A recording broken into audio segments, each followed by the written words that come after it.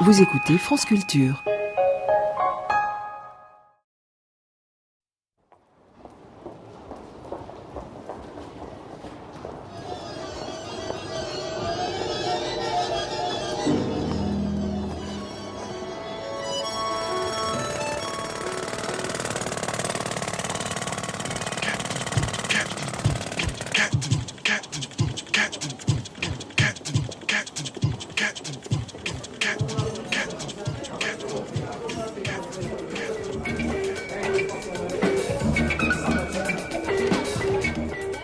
Vivre sa ville, bonjour Sylvie Andreu, Véronique Villa.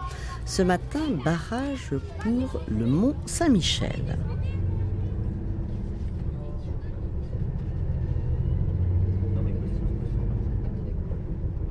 Mais on va quand même essayer de vous emmener un peu sur les remparts, ou bien à la terrasse qui surplombe un peu et qui donne justement sur ces magnifiques parkings actuels, cette digue route qui existe depuis le 19e. Ce barrage qu'on voit donc en contre-plongée, si vous voulez, cette fois-ci, on regarde depuis le mont vers le continent, parce que nous on parle comme ça, on parle continent et mont. On parle pas d'île, nous on parle d'îlots rocheux, d'abbayes, de rochers, tout ce que vous voulez, parce que c'est un rocher granitique, mais on parle pas d'île, on l'a jamais considéré comme une île, mais on pourra revenir sur cette notion d'insularité qui n'est pas pour nous, qui ne nous parle pas, mais enfin.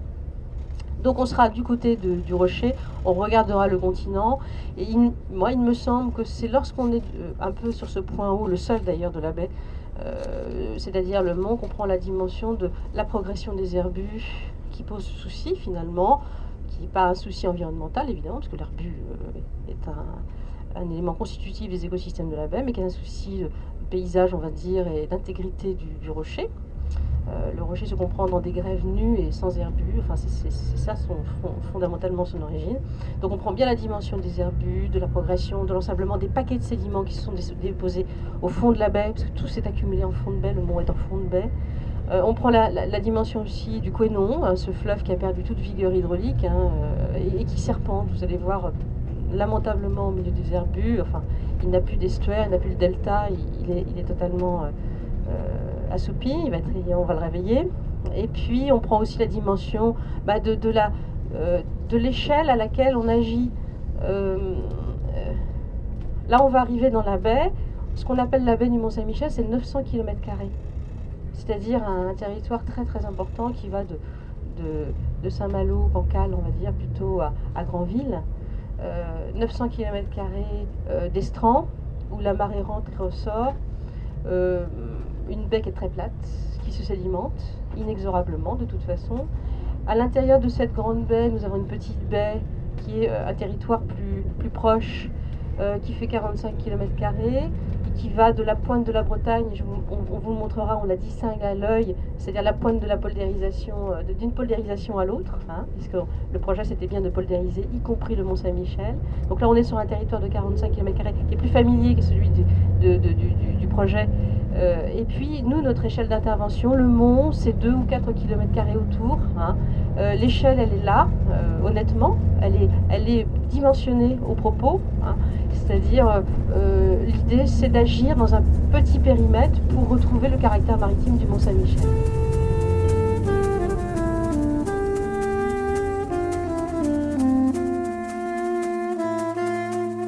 Le Mont Saint-Michel est le monument hors Paris le plus couru de France.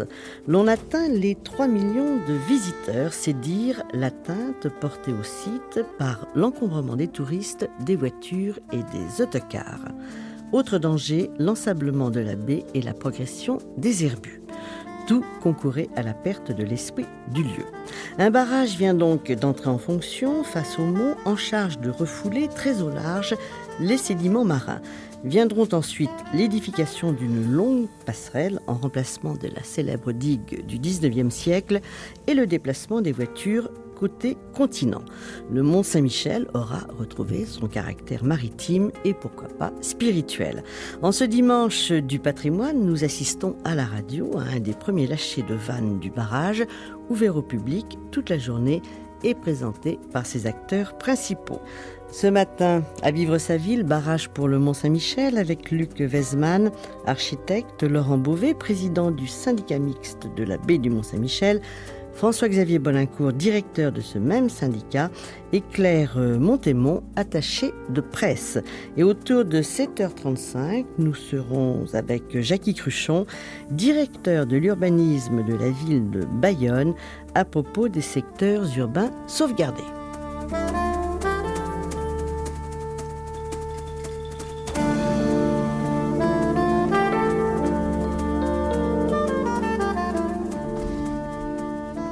Je m'appelle Laurent Beauvais, je suis président du syndicat mixte qui organise l'ensemble de ces travaux et qui regroupe plusieurs collectivités, la région Bretagne, le département de la Manche et la région Basse-Normandie sont les membres fondateurs de ce syndicat mixte.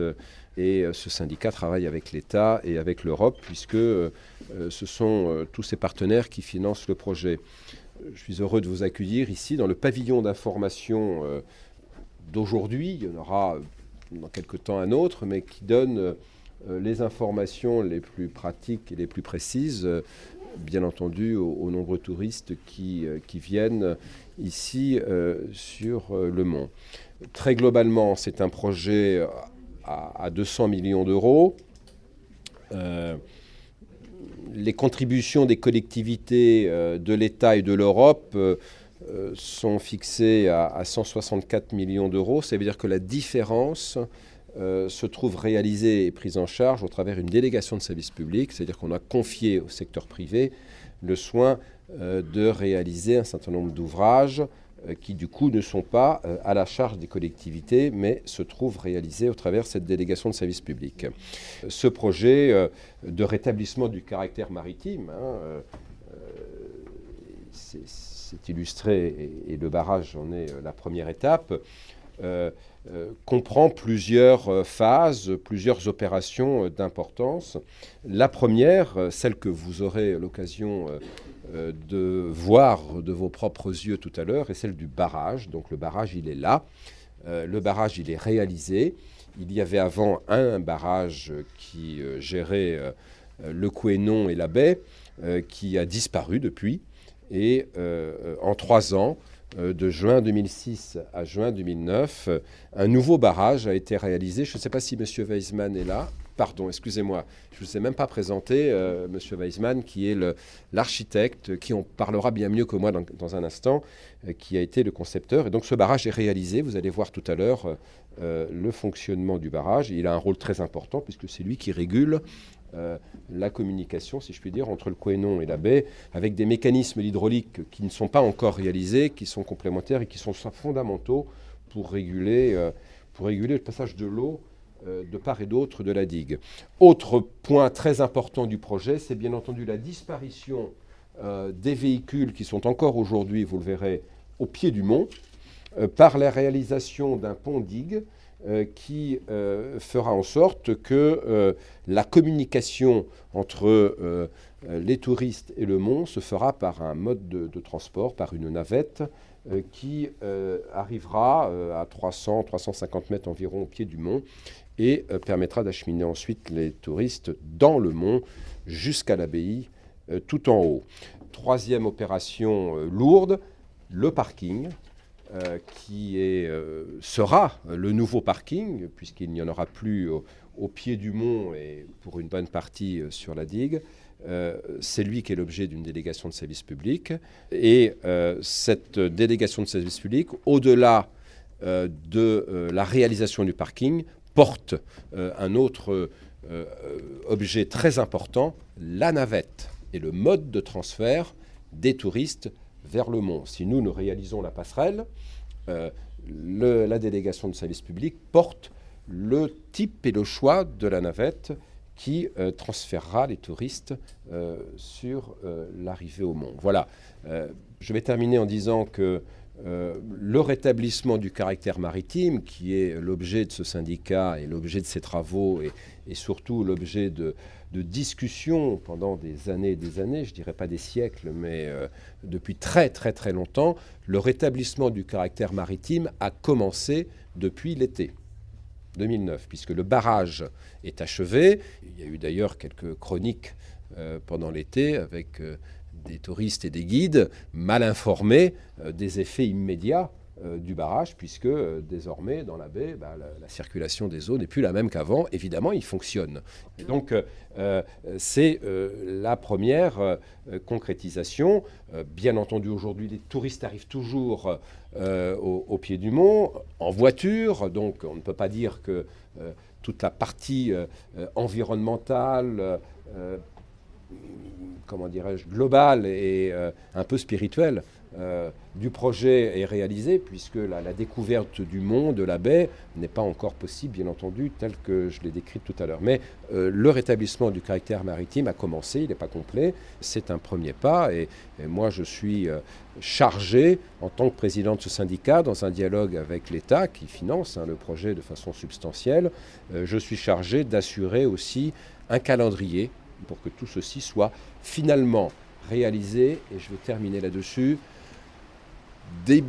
saison 2015, c'est-à-dire début 2015, avec, je pense et j'espère en 2014, c'est une année très importante pour la Normandie 2014, on a les Jeux équestres mondiaux, on a le 70e anniversaire du débarquement, voilà, 2014 j'espère sera aussi l'année où on pourra constater que l'essentiel des tâches et des travaux est réalisé, mais c'est la saison touristique 2015 qui est visée comme la première saison d'accueil des touristes sur une baie et un mont ainsi revisités et remis dans une perspective totalement différente. Voilà.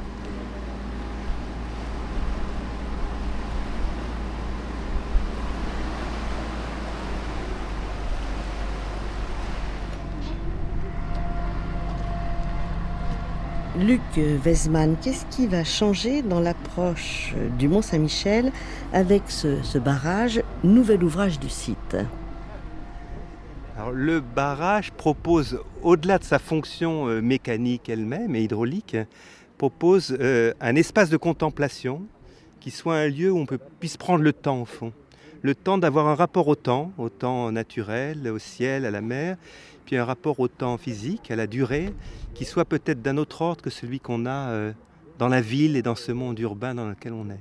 J'ai remarqué qu'ici, le touriste déboule dans un timing de tour opérateur ou un planning de vacances extrêmement dense, et finalement, il a une perception, une carte postale du mont, et qui a peut-être la possibilité de durer ou d'exister autrement dans ce lieu, en découvrant des dimensions peut-être d'un autre ordre, et que ça supposait une durée, et qu'au fond, de créer un lieu relativement urbain et minéral à l'écart du mont et à l'écart du monde et de la foule qui s'y presse, était peut-être l'opportunité de quelque chose d'intéressant. D'accord, mais toujours à l'unisson des marées. Oui, ce qui est très intéressant, enfin moi j'ai découvert tout ça finalement au fil du temps, c'est qu'on a l'intuition et puis on comprend des couches de sens progressivement. Mais c'est que cette machine ou cet équipement hydraulique qui est le barrage est une machine à l'écoute du temps et du cycle de la Lune. Et qu'au fond, ce battement d'une machine ou ce mouvement des machines asservies à la nature était quelque chose sans doute de très signifiant au XXIe siècle. Qu'on a fait des machines qui étaient autistes au fond pendant le XXe siècle, qui se sont complètement tournées sur elles-mêmes, et que de construire une machine qui soit... Elles jouaient avec le vent, de temps en temps, les machines. Elles ont joué, Dieu merci, avec le vent. Mais elles ont eu tendance, au fil du temps, peu à peu, à ignorer le monde et les éléments naturels, ou à les contrecarrer de façon violente. À les négliger, les dominer, voire les annihiler. Et là, la finalité du barrage est finalement une finalité environnementale. C'est-à-dire qu'on construit une machine qui n'a pas d'utilité vitale première. On ne garde pas de l'eau potable, on ne construit pas un réseau d'irrigation, on n'est pas dans une logique de répondre à des besoins d'une population qui serait dans un besoin absolu. On est dans une réponse à un besoin environnemental et paysager de valorisation touristique. Et que c'était en soi quelque chose qui posait des questions à beaucoup. Est-ce qu'il faut faire ou ne pas faire ce genre de choses? Et en tout cas, pour moi, c'était à partir du moment où la décision de faire était prise, c'est quel sens on pouvait donner à ça. Et on vous a laissé dans faire le projet. Alors il y a eu un concours d'architecture internationale il y a une dizaine d'années, et c'est le concours qui a permis de faire émerger le projet. Je ne pense pas que dans les questions que se posait le maître d'ouvrage à l'époque, il aurait été possible d'amener un projet qui soit comme ça en décalage avec la fonction première de l'ouvrage. Je crois que ça a été pensé d'abord comme un ouvrage fonctionnel et que de dire que c'était un lieu où la nature, la culture et la technique se rencontraient, ça a été un pas que le concours a permis librement. C'est un projet qu'on a fait en toute liberté, qui a été choisi par un jury qui a pris ses décisions, et par rapport à d'autres projets qui, je crois, je les ai à peine vus, étaient extrêmement différents.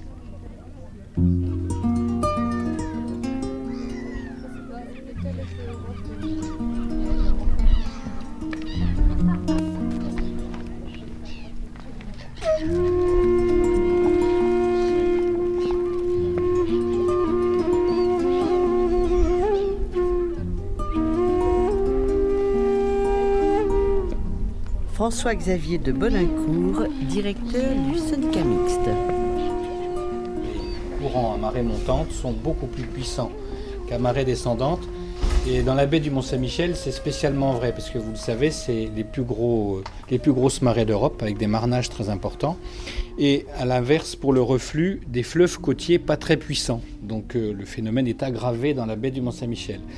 Donc il y a à la base un phénomène naturel. Et vous me direz, rétablir le caractère maritime, lutter contre la nature, est-ce que c'est pas idiot et vain? Ben oui, si c'était ça, ce serait le cas. Mais non, il s'agit en fait, tout modestement, de simplement défaire ce que la main de l'homme a accéléré dans ce processus naturel. Et qu'est-ce qu'il a fait? Surtout des constructions au 19e, des polders qui ont gagné des terres sur la mer, qui sont protégés par des digues. Ensuite, la canalisation du Couesnon, puis en 1880, le nouvel accès au Mont, la digue d'accès au Mont, qui est une digue pleine, posée sur la mer, qui empêche les marées d'entourer le Mont. Toutes ces constructions sont des points fixes, sont des points durs, au pied desquels la mer dépose ses sédiments et il n'y a pas de courant pour les emporter au reflux. Donc il reste. Le phénomène d'ensablement naturel dans la baie, pour vous donner un peu l'ordre de grandeur, c'est 1 million de mètres cubes de sédiments de plus par an, ce qui représente, suivant les années, parce que le rythme n'est pas régulier, entre 40 et 60 hectares d'herbus, les fameux présalés sur lesquels broutent nos agneaux si célèbres. La construction, la main de l'homme, l'intervention de l'homme a accéléré très fortement le processus, justement, dans l'estuaire du Couesnon et le périmètre direct du Mont-Saint-Michel. Et quand je dis ça, je vous donne en même temps l'impact du projet pour le ramener en valeur relative. Je suis toujours très étonné dans les articles sur le projet des superlatifs titanesques, pharaoniques, etc., sur l'ampleur des travaux. En fait, ce sont des travaux dont l'enjeu est très important, mais qui sont modestes en impact. Pour vous donner quelques repères objectifs, la baie fait grosso modo 430 km². L'impact du projet, c'est à peine 4 km². Voilà, pour vous donner un peu les proportions. Le projet n'aura pas d'autre effet que de défaire les herbus de l'estuaire du Couesnon et du périmètre direct du Mont-Saint-Michel. Voilà un petit peu un aspect du pourquoi. Un autre qui est important aussi parce qu'il fait partie des objectifs fixés par les décideurs, les régions, les collectivités de la baie et l'État, c'est que les experts ont mis en avant que si on ne faisait rien, le Mont serait entouré d'herbe en 2042. Voilà. Et on pourrait ajouter, et alors, le Mont entouré d'herbe reste un rocher merveilleux, un recueil de toutes les périodes d'architecture, du pré-roman au post-moderne, tout ça en parfait état, tout ça porteur d'histoire, et la liste pourrait être allongée. Oui, mais si le Mont était entouré d'herbe, on pense qu'il ne serait plus lisible au sens intellectuel et esthétique du terme. On ne comprendrait plus pourquoi il y a ce joli tas de cailloux construit là. Je veux dire par là qu'il y a un lien entre la baie et le Mont qui est un lien quasiment filial, que l'homme a d'ailleurs reconnu à plusieurs étapes de l'histoire du Mont. Et dans les dernières, le Mont est classé au patrimoine mondial de l'UNESCO. La plupart des gens le savent. Ce qu'on dit un peu moins, c'est qu'il l'est à double titre. Il est au titre du patrimoine culturel, le rocher, mais aussi naturel, la baie. Donc ce lien entre la baie et le rocher, qui est un lien, je dirais, qui ne peut pas se défaire, l'ambition du projet, c'est de maintenir ce lien entre le rocher et la baie. Voilà l'impact, d'où l'enjeu assez fort dont on peut parler là, pour le coup, avec des superlatifs.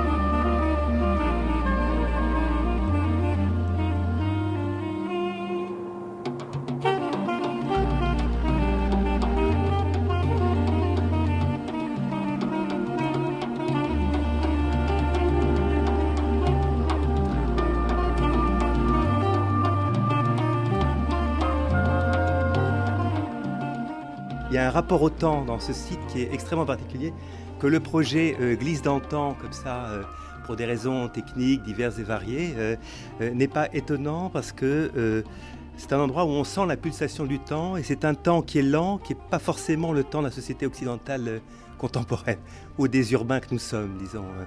Et pour en venir au barrage, je me suis rendu compte au fil du temps qu'un des grands enjeux, c'était de ne surtout pas le résumer à sa fonctionnalité technique première, qui était effectivement gérer les eaux.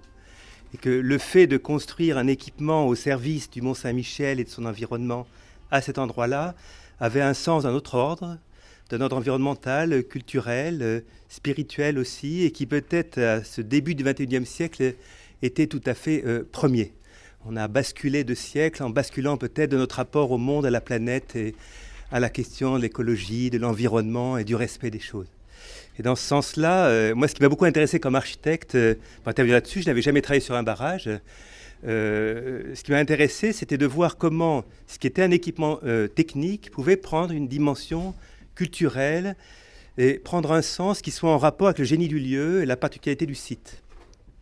Donc, je dois dire d'abord que, évidemment, comme architecte, je n'ai pas travaillé tout seul.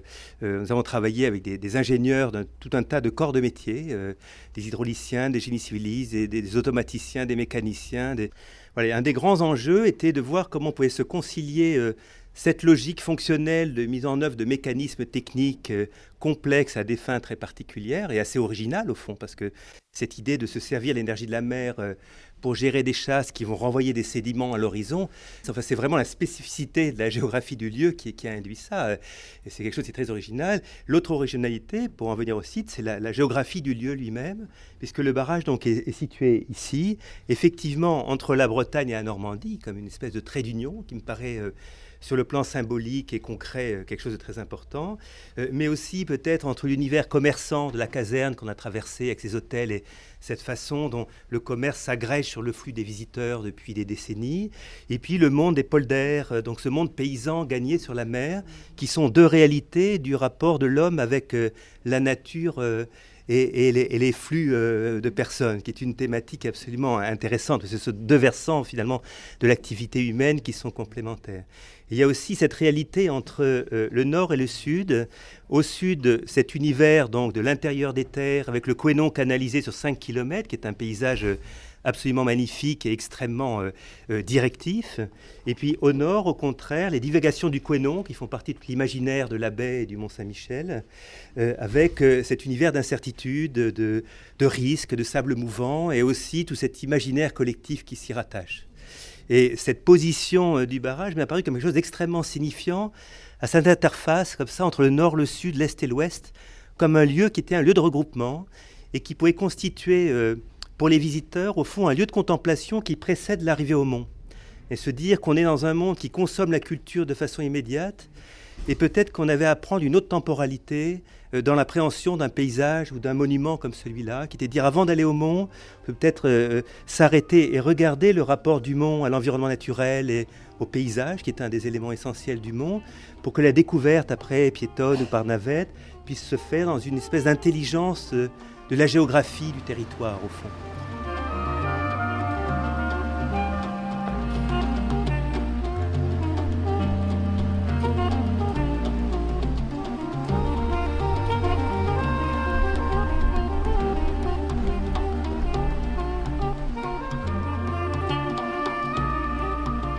fait, le barrage, il s'appelle barrage parce que c'est un ouvrage sur un fleuve. Le mot barrage laisserait supposer qu'il retient l'eau. C'est partiellement vrai. C'est pas faux, mais c'est partiellement vrai. Pour vous donner l'ordre de grandeur, on va faire 500 chasses. C'est toujours un exercice d'articulation. 500 chasses par an, sachant qu'il y a 700 marais. Et donc, à chaque chasse, on retient l'eau à peu près 3 heures. Donc vous voyez que la partie barrage de l'ouvrage est quand même pas très importante dans le temps. En fait, c'est une machine réversible qui va laisser rentrer l'eau de mer, la retenir un peu et ensuite la renvoyer dans la baie de façon à renvoyer en même temps les sédiments plus loin au large. Ce sera beaucoup plus concret de vous expliquer le détail du mécanisme quand on sera sur le chantier.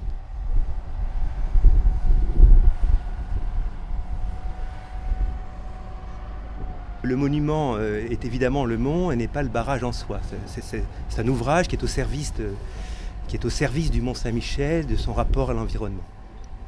Et cette idée de dire que finalement, ce qui était compris comme un barrage qui n'est pas un barrage, comme disait M. Bolincourt, c'est quelque chose qui gère les eaux, c'est pas quelque chose qui barre les eaux. Donc ce terme est assez contradictoire avec la finalité du lieu, qui est un lieu au contraire de brassage d'énergie finalement.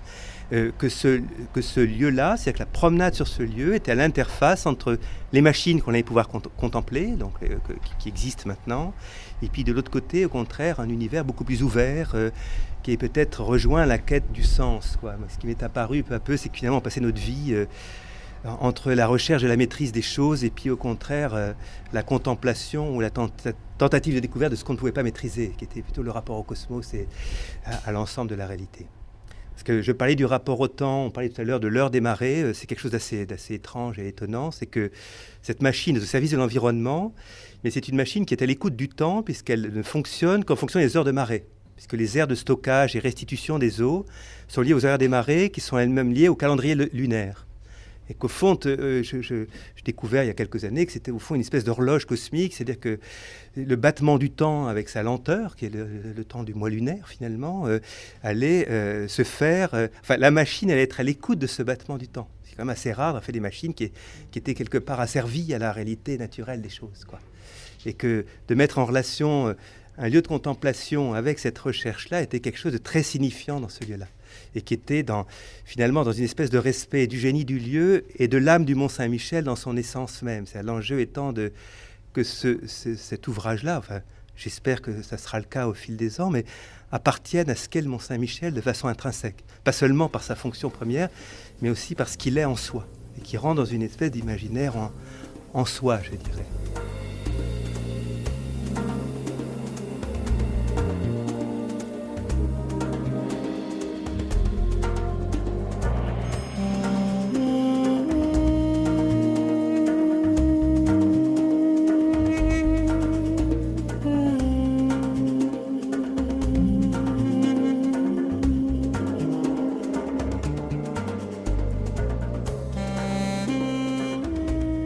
Là, on est donc sur le balcon maritime, dans cette idée d'être sur un ponton en bois un peu léger, et qui soit donc projeté sur le mont et qui oublie complètement la machine et l'univers terrestre pour se projeter dans le rapport à la nature. Alors c'est sûr qu'actuellement, on est encore en travaux, tous les ouvrages n'ont pas été réalisés, donc on n'a pas du tout la perception de ce que sera un environnement naturel dégagé, mais il y a cette idée d'être dans un lieu qui n'existait pas au fond, c'est-à-dire au-dessus de l'eau, de pouvoir rester dans ce lieu quand la mer monte, donc d'avoir un rapport à la marée qui ne soit pas la fuite quand la mer arrive, ce qui est finalement le cas depuis presque le Moyen-Âge, mais au contraire un lieu où on vienne. Ici, il n'y a pas de danger, on le regarde de loin, et on est dans un univers sécurisé qui nous permet de contempler le rapport au danger et à la mouvance des choses. C'est une mouvance des éléments naturels dans le réel, et c'est aussi peut-être une mouvance dans un univers un peu plus vaste qui n'est pas forcément que de l'ordre de la matière.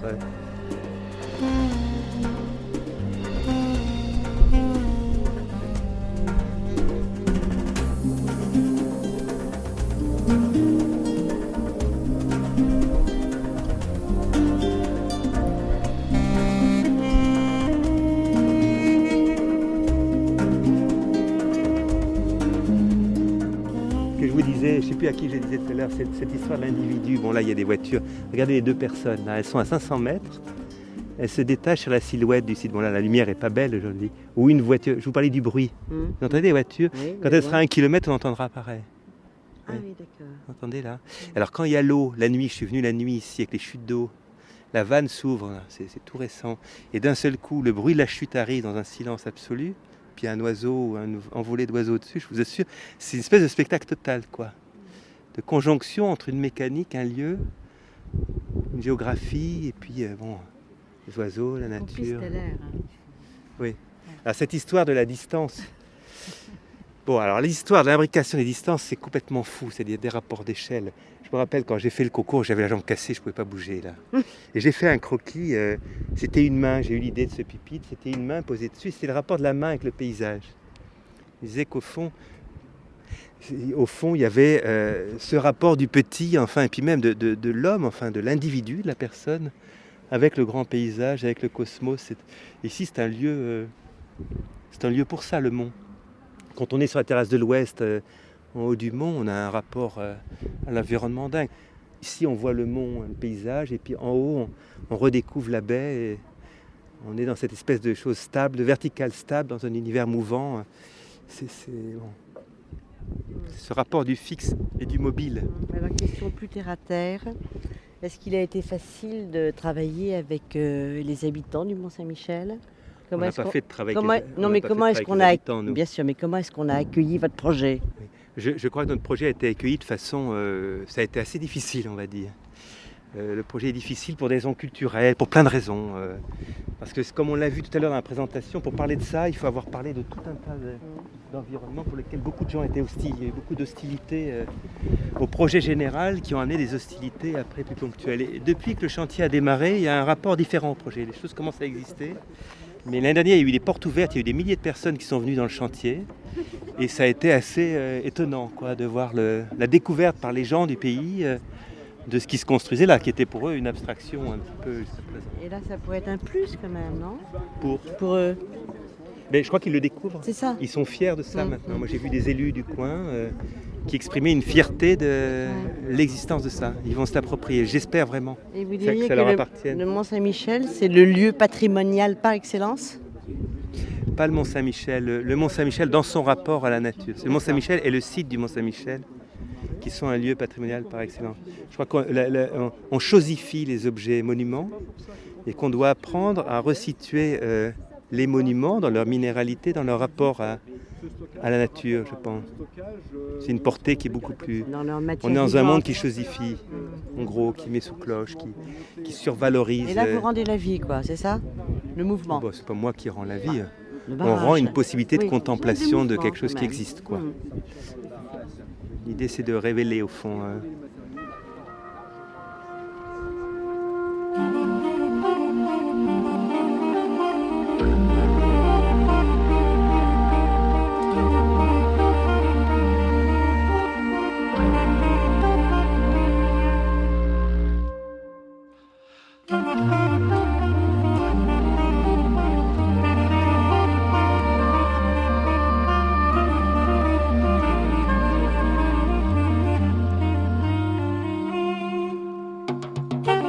Vous écoutez Vivre sa ville et vous êtes sur France Culture. Et ce matin, barrage pour le Mont-Saint-Michel qui sera ouvert au public ce dimanche en présence de son architecte Luc Weismann qui accueillera le public jusqu'à midi. Et à l'autre bout de la France, au téléphone, nous attend Jackie Cruchon, qui est ingénieur et urbaniste de formation et l'actuel directeur de l'urbanisme de la ville de Bayonne, qui a su combiner les intérêts du patrimoine et de sa population, et je pense bien sûr à la question du logement. Est-ce que vous diriez, Jackie Cruchon, que le patrimoine a été inventé avec une première opération de sauvetage qui a été celle du quartier du Marais et qui a été voulue par André Malraux? Non, parce que la notion de patrimoine remonte bien avant. Je crois que l'apport de Malraux dans le patrimoine bâti, c'est que c'est la première fois qu'on désigne un ensemble urbain comme étant patrimonial, quoi. Jusqu'à 1962, le patrimoine bâti, c'est le monument, ce sont des éléments plutôt isolés. Là, pour la première fois, on parle d'ensemble urbain et toute la vie des villes historiques va s'en trouver transformée. C'est le premier secteur urbain sauvegardé de votre point de vue ? De ce point de vue-là, oui, puisque effectivement, c'est à ce moment-là que se pose la question du patrimoine urbain, vernaculaire, de ce bâti qui parfois est modeste, mais qu'on met en avant et on va l'appeler patrimoine, ce qui est tout à fait nouveau, puisque à ce moment-là, on est dans une situation où on n'a qu'une envie, c'est de raser tout, quoi. C'est le renouvellement urbain au sens démolition-reconstruction. D'accord. Est-ce que ce secteur urbain, justement, a été encore plus aggravé ? Enfin, les destructions ont été multipliées par les effets de la guerre. Est-ce que ça a joué, ça ? Non. Ce qui a joué, c'est surtout la volonté de la modernité et la prise de conscience aussi de la vétusté. Alors, dans un courant un peu hygiéniste, un peu forcené, on a considéré que ce bâti-là était insalubre de manière irrémédiable. Donc on était parti pour refabriquer je ne dirais pas de la ville, refabriquer du bâti neuf. Et en 62, quand Malraux prend ses dispositions, il affirme aussi que ce bâti-là fait partie des villes extrêmement durables, quoi, et que la réutilisation de ce parc est parfaitement possible. Jackie Cruchot, en cette journée du patrimoine en 2009, quelle est la définition la plus juste qu'il faille donner du patrimoine ? C'est quelque chose qui nous appartient, qui fait quelque chose, fait écho et fait racine, et que on doit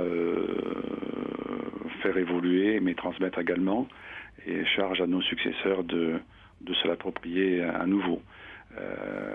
Et je dirais, quand on intervient sur ce patrimoine-là, le maître mot doit être intervention réversible. Il faut absolument que ce qu'on y fait soit rattrapable à tout moment. Est-ce que les villes anciennes sont rares en France ? Elles sont rares, bien sûr. Par rapport, bien sûr, à l'ensemble de la surface urbanisée. Oui, tout à fait. Elles sont rares parce que nous sommes dans des logiques d'extension urbaine forte. Il y a une vingtaine d'années, ce qu'on qualifie de centre ancien représentait 3% à peu près de la surface urbanisée des villes. Et aujourd'hui, on est tombé à 1,2, 1,4%. En moyenne, on est plutôt sur ces chiffres-là. Donc, de ce point de vue-là, effectivement, comparé à l'ensemble urbanisé, c'est quelque chose d'extrêmement petit et donc d'excessivement fragile. Et pourquoi est-ce que les auteurs de ce guide, donc qui vient de paraître, Les patrimoines de France, disent que les villes anciennes sont signifiantes ? Vous voulez dire qu'elles sont identitaires et indispensables finalement pour nous repérer quand on se promène ? Quand vous pensez à Sarlat, vous pensez à la zone d'activité, vous pensez au foie gras et cèpes, certes, mais vous pensez nécessairement le centre historique. Donc, quand vous pensez Bayonne, puisque je suis à Bayonne, on ne pense pas au lotissement, on pense au quartier ancien de Bayonne. Donc, elles sont signifiantes parce qu'elles font immédiatement appel à une image qui est partagée par tous. Et donc, en ce sens aussi, ces villas sont signifiantes. Oui. Et est-ce que ces images ne risquent-elles pas de se ressembler ? Absolument pas, parce que... Est-ce que le centre de Sarlat ne finit pas par ressembler au centre de Guérande, par exemple ? Non, parce que, en tout cas pas en termes de forme urbaine. Hein. Je veux dire par là que, par définition, ces centres historiques ont plusieurs siècles, et donc leur système constructif faisait systématiquement référence à des modes constructifs locaux, donc des matériaux locaux, des savoir-faire locaux, etc. Bien évidemment, progressivement... avec les échanges, il y a un vocabulaire qui va se partager, qui va être commun. Je veux dire, un bâti 18e de Bayonne a du commun avec un bâti 18e de Sarlat. Mais ce bâti 18e-là n'est en aucun cas identique. Donc, c'est bien là que se trouve la grande variété de ces patrimoines. Chaque ville se différenciera nécessairement d'une autre ville. Alors, les villes anciennes sont rares, les villes anciennes sont signifiantes, en tout cas pleines de sens pour ceux qui les visitent. Et les villes anciennes, écrivez-vous, ne sont pas reproductibles, sauf médiocre copie. Oui, parce que c'est absolument impossible de refabriquer à l'identique ce bâti ancien. C'est strictement impossible parce que les matériaux ne sont plus les mêmes, strictement impossible parce que les savoir-faire, les techniques de construction ne sont pas les mêmes, et strictement impossible parce que si vous demandez à un ingénieur structure de vous modéliser un bâti ancien, il en est incapable parce que c'est pas modélisable. Si vous voulez bâtir une maison avec de la pierre, en pierre massive, il vous demandera des tests sur chaque pierre, donc c'est strictement impossible. La reproduction, c'est fini, quoi. On peut pas. À partir du moment où on perd un bâtiment, on ne pourra plus jamais le retrouver. Il est absolument impossible de le refaire. Jackie Cruchot, vous dites que le patrimoine est nationalement reconnu, et ça, ces journées le prouvent, et sur l'année entière aussi également, mais que le patrimoine aussi est socialement évident. Qu'est-ce que vous voulez dire par là ? Qu'aujourd'hui, ce fait n'est contesté n'est plus contesté en tant que tel. C'est-à-dire que le fait que ce patrimoine-là doit être conservé et protégé, c'est quelque chose qui est parfaitement partagé.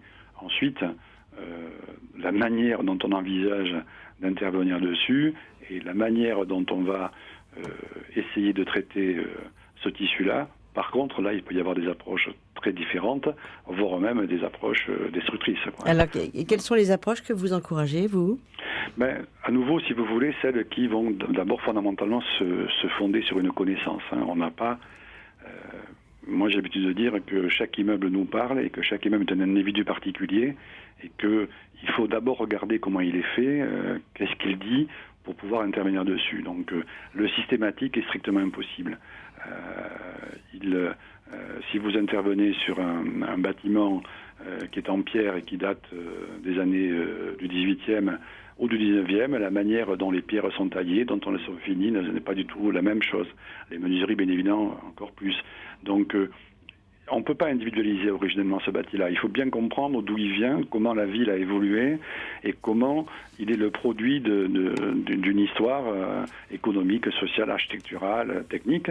Et c'est ainsi que petit à petit, on commence à comprendre dans des secteurs, dans ces petits secteurs-là, c'est 1 ou 2% dont on parlait tout à l'heure, qu'on arrive à comprendre comment ce patrimoine, ce bâti s'est constitué, comment il a évolué et comment, en notre tour, on peut essayer de s'autoriser à le faire évoluer à nouveau, quoi.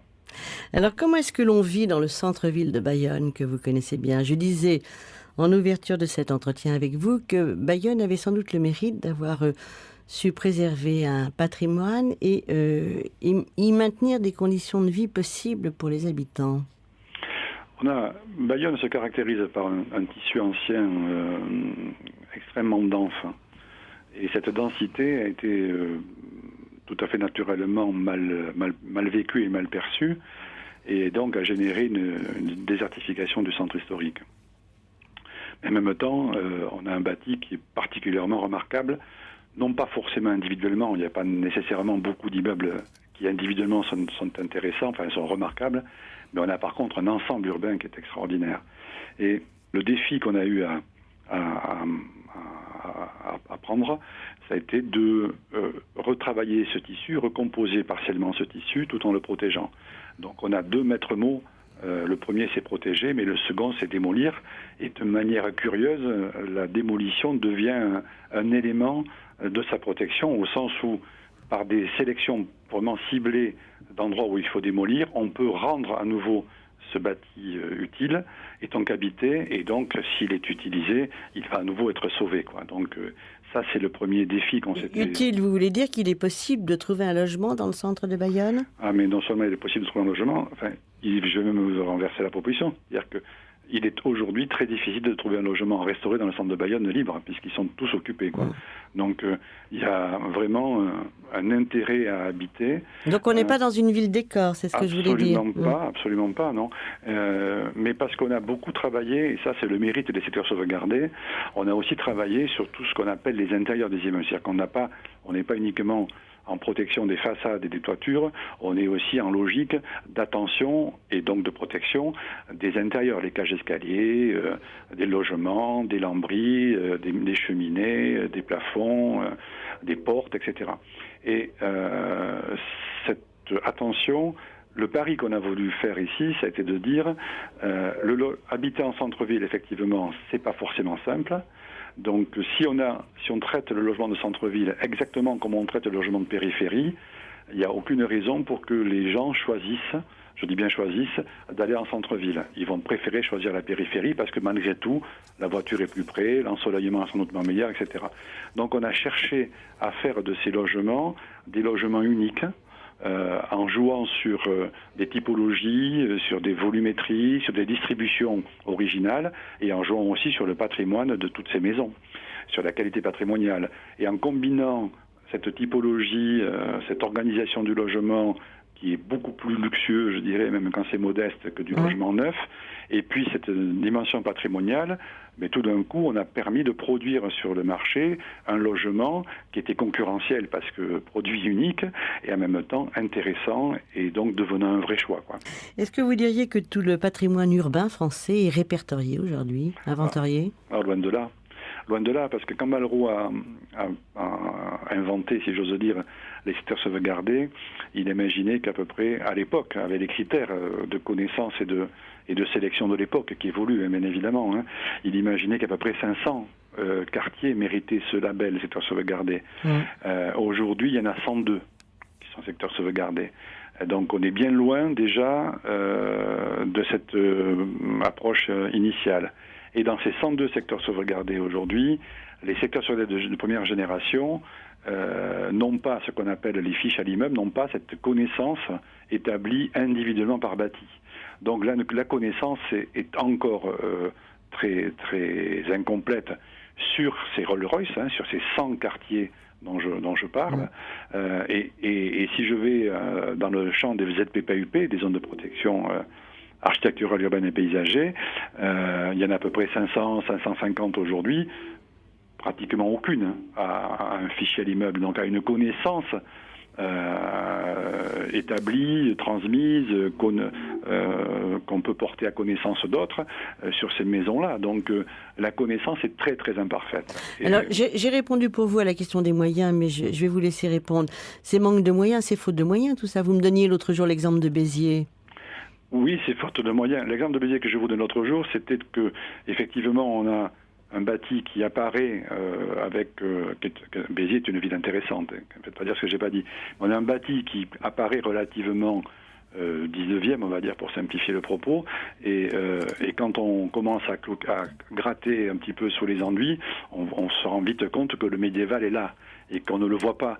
Donc cette connaissance-là est absolument nécessaire, et d'autres villes sont dans ce même logique-là. Donc quand on fait un travail d'inventaire trop rapide ou trop simplifié, on n'a pas le temps. Et ce qui est pire parfois, c'est qu'on croit qu'on l'a fait et que les choix qui sont faits, en tout cas les caractérisations qui sont faites sont bonnes. Et faute de temps, on fait forcément des erreurs. Et donc oui, il y a un vrai déficit de connaissances, d'inventaire dans toutes les villes historiques de France, dans ce bâti vernaculaire, à la fois un déficit de connaissances au sens inventaire de ce qui était le ministère de la Culture, qui était au ministère de la Culture et dans les régions aujourd'hui, mais aussi au sens de cet inventaire-là pour voir comment ce bâti, on va le faire évoluer. Donc aussi un inventaire aussi à vocation urbanistique. C'est un vrai déficit parce que ce sont des outils de compréhension et de décision qui sont essentiels. Et le patrimoine est à la charge exclusive des collectivités ? Comment ça se passe ? Ce patrimoine de bâti-là est en général un patrimoine privé, donc il est à la charge exclusive des propriétaires. Les propriétaires qui veulent le restaurer, s'ils sont propriétaires occupants, et s'ils ne sont pas dans un monument historique, ils n'ont pratiquement aucun moyen. S'ils sont propriétaires bailleurs, c'est-à-dire qu'ils vont louer les logements qu'ils possèdent, ils ont des aides de l'ANA, l'Agence nationale d'amélioration de l'habitat, mais qui sont des aides relativement utiles, nécessaires, mais relativement modestes en quantité. Et dans les secteurs sauvegardés ou dans les ZPPUP sous condition, ils ont aujourd'hui, il n'y a plus aujourd'hui, je dirais, comme aide réelle que pour attaquer ce bâti de manière exceptionnelle, que ce qu'on appelle en raccourci l'avantage fiscal Malraux, c'est-à-dire une aide fiscale forte qui permet aux propriétaires de récupérer en quelque sorte le déficit, les coûts des travaux. Mais vous disiez que petit à petit, quand même, le champ des aides, le champ des aides de l'État se rétrécit dans ce domaine. Oui, tout à fait. C'est-à-dire qu'il y a encore quelques années, les architectes des bâtiments de France avaient des crédits pour aider les propriétaires à mieux faire une façade, une menuiserie, une toiture, restituer des éléments disparus. Aujourd'hui, ils n'ont plus un seul crédit, donc il n'y a plus de subvention de l'État je ne parle pas des monuments historiques à nouveau, je parle toujours de ce bâti vernaculaire. Il n'y a plus de subvention de l'État, comme il pouvait y en avoir un petit peu autrefois. Les autres collectivités territoriales, généralement, ne vont pas trop dessus. Donc c'est la ville seule qui est en face du propriétaire pour apporter des subventions. Et ces propriétaires-là ont un accès à la fiscalité. Mais cet accès à la fiscalité a été dramatiquement réduit en 2009. Vous avez tous entendu parler d'un grand débat sur les niches fiscales. Pour nous, la fiscalité Malraux, c'est pas une niche fiscale, c'est un outil fiscal au service du logement. Et ça, on le perd de vue et on ne le comprend pas. Et c'est dommage que nos législateurs ne le comprennent pas. Vous trouvez qu'on s'attaque aux mauvaises niches fiscales, c'est ça? On s'attaque pas. Oui, on s'attaque. En tout cas, celle-là n'est pas la bonne. On ne qualifie pas correctement, en tout cas, cet avantage fiscal. Et aujourd'hui, il est extrêmement réduit. Donc la conséquence, c'est que les gens qui ont des moyens vont probablement investir ailleurs que dans la pierre parce que les incitations disparaissent, ou en tout cas se réduisent. Et surtout, c'est qu'encore pire, c'est que comme il n'est pas très important pour être optimisé, il appelle la production de petits logements. Et on a besoin dans nos centres historiques d'équilibre, de variété de types de logements. Vous pensez aux familles. Je pense aux familles. Je pense aussi que le luxe est aussi d'habiter dans un grand appartement, dans un grand logement. Donc ça fait partie aussi de ces qualités-là. C'est la surface, ça fait partie du luxe comme le très bel escalier. Et comme les incitations financières ne sont pas très élevées, pas plus celles de l'ANAC que celles de la fiscalité maintenant, en gros, le message induit aux investisseurs, c'est de dire « je vous aiderai si vous produisez du petit logement ». Si sur 40 hectares, sur 1000 immeubles, on produit du petit logement, dans 10 ans, on a strictement fossilisé, coulé dans le verre une offre et on ne pourra plus y revenir en arrière. Et ça voudra dire qu'on aura une vacance lourde. Donc ça, il faut que les parlementaires entendent que l'outil fiscal Malraux, c'est pas un avantage pour des gens qui ne savent pas quoi faire de leur argent. C'est un moyen au service des collectivités locales qui ont une politique du logement à mener et à assumer et qu'elles seules elles ne pourront pas faire. Je suis sûre qu'ils vous auront entendu. Merci à vous de votre participation. On se retrouve toute la semaine sur notre site franceculture.com, Vivre sa ville. Dimanche prochain, 7h05, La politesse des maisons aux éditions Actes Sud. Vivre sa ville avec Claire Martin-Dugas, Philippe Thibault, Véronique Villa et Sylvie Andreu. Excellente journée du patrimoine à toutes et à tous. Et l'on me signale que vers 20h ce soir, le Mont Saint-Michel sera entouré d'eau avec une marée d'un coefficient +100. À dimanche prochain.